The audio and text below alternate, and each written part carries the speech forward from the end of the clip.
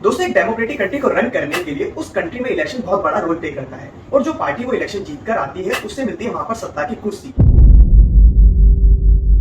कुर्सी के चार पैर होते हैं जिसे हम आम भाषा में 4 पिलर ऑफ डेमोक्रेसी कहते हैं। First judiciary, second bureaucracy, third legislative और फोर्थ पिलर इनविजिबल होता है और वो डेमोक्रेसी के लिए सबसे ज्यादा जरूरी भी होता है, जिसे हम मीडिया कहते हैं, यानी कि जर्नलिज्म।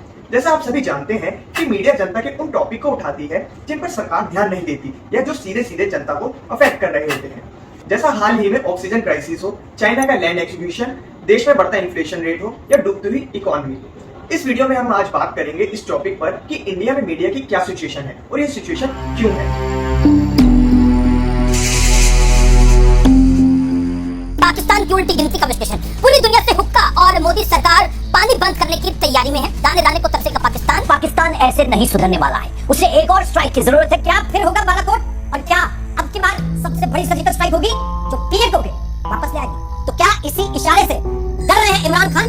और अगर डर रहे हैं तो आज हम ये कह रहे हैं कि पीएम के वापस दे दे इमरान। क्या पाकिस्तान अपने टुकड़े टुकड़े जाता है? दूसरा, तो क्या 5 हिस्सों में बट जाएगा पाकिस्तान? वहीं तीसरा, अब क्या पाकिस्तान का होगा काम तमाम? पाकिस्तान के साथ अगर एक और जंग हुई तो तय मानिए ये नया हिंदुस्तान पाकिस्तान के टुकड़े टुकड़े कर डालेगा। दोस्तों, आप जानकर हैरान रह जाएंगे, इंडिया वर्ल्ड फ्रीडम इंडेक्स में 142 नंबर पर आता है। वही हमारे पड़ोसी देश भी हमसे बेटर है। नेपाल 106 और श्रीलंका 127 पर। इस इंडेक्स को देखेंगे तो आपके मन में सवाल ये जरूर आएगा कि क्या आज का मीडिया आजाद है और हमारे पास जो न्यूज आती है वो कंप्लीट न्यूज होती है, और अगर नहीं भी आती है तो क्यों नहीं आती है। दोस्तों, सबसे पहले हमें ये जानना होगा कि मीडिया को कंट्रोल कौन कर रहा है। मीडिया को फ्रीडम ऑफ स्पीच होती है, लेकिन फिर भी जो चैनल्स न्यूज पूरी व्यूअर्स तक नहीं प्रोवाइड कराती है, जिसके पीछे सबसे बड़ा रीजन है वेरियस चैनल्स की वेरियस आइडियोलॉजीज। आइडियोलॉजी डिपेंड करती है मीडिया ग्रुप्स के ऑनर पर, यानी कि मीडिया चैनल किस पॉलिटिशियन का है या फिर किस बिजनेसमैन का है। क्योंकि हमारे कंट्री में मोस्ट ऑफ सभी बड़े बड़े मीडिया ऑर्गेनाइजेशन किसी पॉलिटिशियन का है या फिर किसी बड़े बिजनेसमैन का। ऐसे कुछ ही मीडिया ग्रुप्स होंगे जो कोई ऐसे लोग चला रहे होंगे जिसका पॉलिटिकल पार्टी से कोई कनेक्शन ना हो। इसमें कोई हैरानी वाली बात नहीं है कि आज की डेट में मोस्ट ऑफ चैनल या तो कोई पॉलिटिकल पार्टी या फिर कॉर्पोरेट ग्रुप्स के कंट्रोल में है। इसके अलावा पॉलिटिकल ग्रुप्स और कॉर्पोरेट इंस्टीट्यूशंस के बीच काफी फ्रेंडली रिलेशंस होते हैं। कॉर्पोरेट कंपनीज पॉलिटिकल पार्टीज को फंड प्रोवाइड कराती है और उसके बदले में पार्टीज उनके बिजनेस को ग्रो करने में मदद करती है। एक आइडियल मीडिया को इस नेक्सस को एक्सपोज करना चाहिए, लेकिन वो भी आज इनमें से एक बन गया है। एक रिपोर्ट में MOM यानी कि मीडिया ओनरशिप मॉनिटरिंग ने इन्वेस्टिगेट किया देश के बड़े उन 58 मीडिया आउटलेट्स को, जिसमें 25 print media, 23 television media, 9 online media और एक रेडियो स्टेशन है, जिनके ओनर 39 कंपनी और 45 इंडिविजुअल ओनर है। देश में एक ही रेडियो स्टेशन है जिसकी अपनी मोनोपोली है और जो गवर्नमेंट के सिस्टम के हिसाब से चलता है, जिसका नाम है AIR यानी ऑल इंडिया रेडियो। इसको ऑपरेट करती है प्रसार भारती। कहने को ये ऑटोनॉमस है, बट ये बिल्कुल उसी की तरह ऑटोनॉमस है जैसे CBI, और CBI को खुद एपेक्स कोर्ट ने पिंजरे का तोता बताया था। पता है ना आप सबको? नहीं पता है? कहाँ पता है? ये radio station ministry of information and broadcasting के फंड से चलता है और इसी पे PM मोदी की मन की बात भी एयर होता है। तो आइए बात करते हैं उन बड़े मीडिया ऑर्गेनाइजेशन की जिन्होंने भारत के मीडिया को ऑन करा हुआ है, जिनकी TRP सबसे ज्यादा रहती है और राइटिस्ट और लेफ्टिस्ट आइडियोलॉजी वाले उन्हें देखना और पढ़ना पसंद करते हैं। सबसे पहले शुरू करते हैं NDTV से। NDTV एक हिंदी न्यूज चैनल है जिसका पूरा नाम न्यू दिल्ली टेलीविजन है और इसके 2 और सिस्टर चैनल्स हैं, NDTV 24x7 जो कि इंग्लिश न्यूज चैनल है, और इसके अलावा दूसरा NDTV प्रॉफिट है।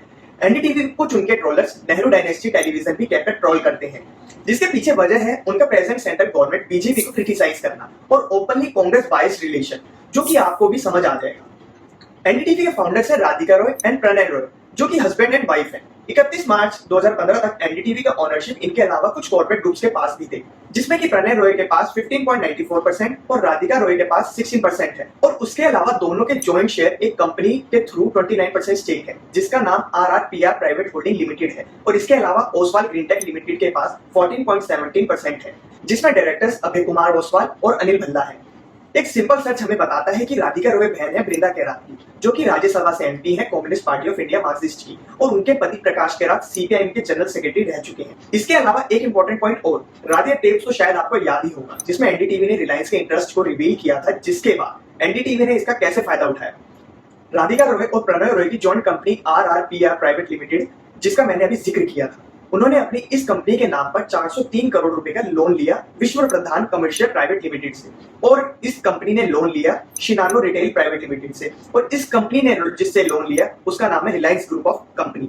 इसके अलावा ओसवाल ग्रीन टेक के एक director Abhay Kumar Oswal father in law है फॉर्मर कांग्रेस एमपी नवीन जिंदल के। इसके अलावा ओसवाल ग्रीन टेक के दूसरे डायरेक्टर अनिल भल्ला का नाम भी 2G स्कैम में फॉर्मर सीबीआई रंजीत सिन्हा से एलिसिड कनेक्शन को लेकर जुड़ा था। और एनडीटीवी के editor in chief Ravish Kumar के भाई ब्रजेश पांडे खुद कांग्रेस पार्टी के सीनियर लीडर हैं बिहार से, जिन पर छोटी बच्ची के रेप के आरोप भी लग चुके हैं। और अब बात करते हैं जी मीडिया कॉर्पोरेशन की, जिसके इंडियन मीडिया में काफी बड़ी ओनरशिप है। जी मीडिया कॉर्पोरेशन के ओनर है एसएल ग्रुप और एसएल ग्रुप के ओनर है सुभाष चंद्र गोयनका।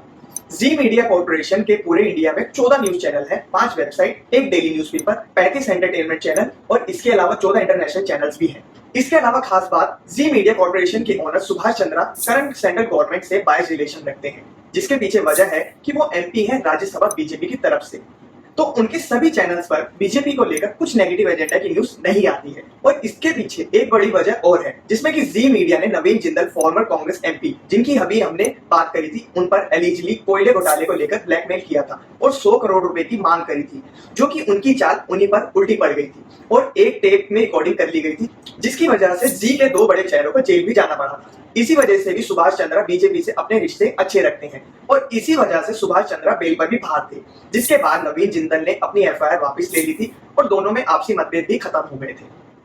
और अब बात करते हैं नेटवर्क 18 ग्रुप की, जो कि इंडिया में सबसे बड़ी ओनरशिप ऑफ मीडिया में से एक है। जैसे शायद आप सभी जानते होंगे कि नेटवर्क 18 ग्रुप की मदर कंपनी है रिलायंस इंडस्ट्रीज लिमिटेड और उसके ओनर देश के सबसे रिचेस्ट पर्सन मुकेश अंबानी है।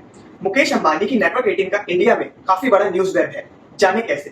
इस कंपनी में उनके 3 मीडिया आउटलेट्स हैं, जिसमें लगभग 19 न्यूज चैनल्स हैं और उसके अलावा एंटरटेनमेंट के 26 चैनल हैं और उसके अलावा 5 प्रिंट आउटलेट्स और 29 ऑनलाइन आउटलेट्स हैं। और यहाँ एक इंटरेस्टिंग बात और आती है कि उनकी कंपनी के ज्वाइंट वेंचर में IBN लोकमत और IBN 18 के ओनर महाराष्ट्र से कांग्रेस पॉलिटिशियन राजेंद्र दारदा और विजय दारदा हैं, जो कि कांग्रेस से पहले एमपी थे। और कहा तो ये भी जाता है कि करंट गवर्नमेंट को चला भी मुकेश अंबानी ही रहे हैं। इसके बाद आज तक की बात करते हैं, जो कि हिंदी न्यूज चैनल है और सबसे पुराने चैनल्स में से एक है। ये इंडिया टुडे ने ऑन किया हुआ है, जो कि एक पेरेंट ग्रुप है और इंडिया टुडे के चेयरमैन है अरुण पुरी।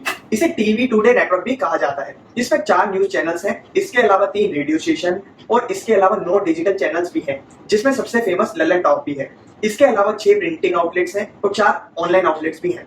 आज तक चैनल प्रो बीजेपी एजेंडा लेकर अपनी न्यूज दिखाता है, वहीं उनका parent channel India today anti BJP news दिखाता है। इसके बाद बात करते हैं एबीपी नेटवर्क की, यानी कि आनंद बाजार पत्रिका, जो कि पार्ट है एबीपी ग्रुप का। एबीपी ग्रुप के ओनर है अवीक सरकार और अशोक कुमार सरकार, जिसमें एबीपी न्यूज के अलावा और भी कई चैनल्स आते हैं। एबीपी न्यूज मिलाकर एबीपी ग्रुप के 6 न्यूज चैनल्स और हैं। उसके अलावा 3 डिजिटल चैनल और 1 एंटरटेनमेंट चैनल है। इसके अलावा डिजिटल 12 आउटलेट है। हाल ही के कुछ सालों में ABP news pro BJP agenda की न्यूज दिखाने लगा। उससे पहले उनके प्राइम टाइम शो के एंकर पुण्य प्रसून वाजपेयी अपनी एनटीवी बीजेपी आइडियोलॉजी के चलते न्यूज चैनल से अपनी जॉब भी गवा चुके हैं। पागल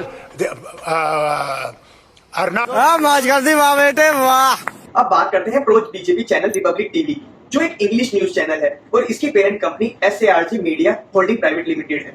इसके owner anchor and journalist Arnab Goswami है। अर्नब गोस्वामी को प्रो बीजेपी कहा जाता है, जिसके पीछे एक बड़ी वजह है उनके फादर मनोरंजन गोस्वामी, जो रिटायर्ड कर्नल थे इंडियन आर्मी से और उसके बाद उन्होंने बीजेपी ज्वाइन करी और लोकसभा इलेक्शंस में अनसक्सेसफुल कैंडिडेट रहे। अर्नब गोस्वामी के पेरेंटल ग्रैंडफादर गौरीशंकर भट्टाचार्य असम से कम्युनिस्ट पार्टी ऑफ इंडिया के नेता रह चुके हैं। वहीं उनके maternal uncle Siddharth Bhattacharya BJP से नेता रहे। अर्नब गोस्वामी और उनकी वाइफ जर्नलिस्ट सम्यव्रता गोस्वामी कंपनी के ओनर्स हैं। उनके अलावा SARG media holding private limited के को फाउंडर बीजेपी के राजीव चंद्रशेखर ने भी इन्वेस्ट किया हुआ है अपनी company Asia net media news के थ्रू। रिपब्लिक टीवी के अलावा अर्नब गोस्वामी के 2 और चैनल्स हैं, 3 ऑनलाइन आउटलेट्स भी हैं। अर्नब गोस्वामी के पॉलिटिकल फैमिली बैकग्राउंड और उनकी आइडियोलॉजी उनकी न्यूज चैनल्स में दिखाई जाने वाले न्यूज से उन्हें प्रो बीजेपी जर्नलिस्ट कहा जाता है। इसके बाद अब बात करते हैं हिंदुस्तान टाइम्स की, जो कि सबसे पुराने इंग्लिश न्यूज़पेपर पढ़े जाने वालों में से एक है। हिंदुस्तान टाइम्स ऑफ इंडिया के बाद दूसरे नंबर पर सबसे ज्यादा पढ़े जाने वाले न्यूज़पेपर है। इसके तकरीबन 68 लाख रीडर्स हैं। हिंदुस्तान टाइम्स के अलावा HT मीडिया 2 और न्यूज़पेपर पब्लिश करता है, 2 मैगजीन, 3 रेडियो चैनल्स भी हैं और इसके अलावा 3 वेबसाइट्स हैं। HT मीडिया की ऑनर और एडिटर इन चीफ शोभना भारती हैं, जो कि कांग्रेस की राज्यसभा से MP हैं और उनकी गवर्नमेंट में पद्मश्री भी ले चुकी है। और इसके अलावा एक इंटरेस्टिंग बात और, ये मदर इन लॉ है नयनतारा कोठारी की, जो अंबानी की नीस है। और शोभना भारती के फादर कृष्ण कुमार बिरला भी कांग्रेस की तरफ से राज्यसभा से MP थे। हिंदुस्तान टाइम्स को भी इसी वजह से कांग्रेस बायस्ड न्यूज़पेपर कहा जाता है।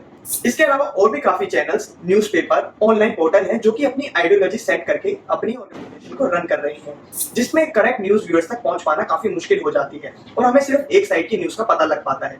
ओनरशिप ऑफ मीडिया में सबसे बड़ा नुकसान मीडिया को ये होता है, और जो मुझे लगता है कि ownership of corporate firms media और व्यूअर्स के बीच की क्रेडिबिलिटी पर रोक लगा देती है। 2013 में रिलायंस इंडस्ट्रीज के आकाश अंबानी एक कार क्रैश में इन्वॉल्व हुए थे, जिसके बारे में शायद कुछ ही लोगों को पता लगा था, क्योंकि कुछ ही न्यूज चैनल ने इस न्यूज को एयर किया था, और जिन्होंने भी न्यूज को दिखाया बाद में उनको उसे भी डिलीट करना पड़ा था। इसके पीछे का रीजन भी कॉर्पोरेट फर्म्स की मीडिया से इन्वॉल्वमेंट ही रही। ऐसे मीडिया ओनरशिप डेमोक्रेसी के लिए पिलर का नहीं बल्कि पिलर तोड़ने का काम करेगी। मीडिया के काम में सबसे बड़ा बैरियर ही मीडिया ओनरशिप है, जो कि उसकी ट्रांसपेरेंसी को खत्म कर रही है। मीडिया का काम इंडिपेंडेंट, फ्रीडम और बिना किसी डर और प्रेशर के काम करने की आजादी होनी चाहिए, लेकिन सभी मीडिया कॉर्पोरेशन आजकल डिपेंड करती है पॉलिटिकल पार्टीज और उनकी दी हुई एडवर्टाइजमेंट फंड्स पर, जिसकी वजह से मीडिया उनके अगेंस्ट कुछ भी दिखाने या लिखने में कतराती है। हमारे देश के अलावा दूसरे देश जैसे यूके, यूएसए, ऑस्ट्रेलिया और कनाडा में मीडिया ओनरशिप को लेकर कुछ फॉर्मुलेटेड लॉज हैं, जिसके बाद ट्राई ने यानी कि telecom regulatory authority of India ने भी रिकमेंड किया था कि कोई भी political bodies, religious body, government institution and other publicly funded bodies को अलाउ नहीं होना चाहिए मीडिया ग्रुप्स के ऑन करने के लिए, लेकिन इस पर भी कोई एक्शन नहीं लिया गया। जहां हमारे देश में एक्स लॉ मिनिस्टर रविशंकर प्रसाद की सिस्टर अनुराधा प्रसाद खुद न्यूज 24 की ओनर है, वहां क्या ही कानून बनेगा। और अनुराधा प्रसाद का एक पॉलिटिकल कनेक्शन और है, वो भी बीजेपी के बिगेस्ट ऑपोजिशन पार्टी कांग्रेस के साथ। जी हाँ, उनके हस्बैंड राजीव शुक्ला कांग्रेस पार्टी के काफी बड़े मिनिस्टर हैं। तो दोस्तों, मैं आपसे पूछना चाहता हूँ कि आप इस बारे में क्या सोचते हैं और आपका इस बारे में क्या ओपिनियन है, कमेंट बॉक्स में जरूर बताएं। धन्यवाद। You know, this man is very dangerous. He's a dangerous man.